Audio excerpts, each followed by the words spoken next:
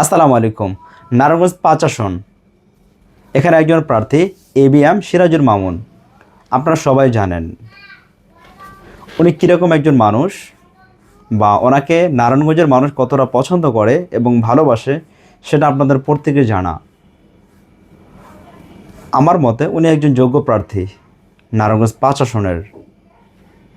উনি একজন শিক্ষক, নারায়ণগঞ্জ হাজারো ছাত্রদের শিক্ষক, যাকে বলা হয় মানুষ গড়ার কারিগর। যদি নারায়ণগঞ্জ ৫ আসনকে আপনারা সুন্দর করতে চান, তাহলে অবশ্যই আপনারা এরকম একজন যোগ্য প্রার্থীকে বেছে নিতে পারেন। বাকিটা আপনাদের ইচ্ছা, আপনারা জাস্টিফাই করে দেখতে পারেন কে ভালো কে মন্দ।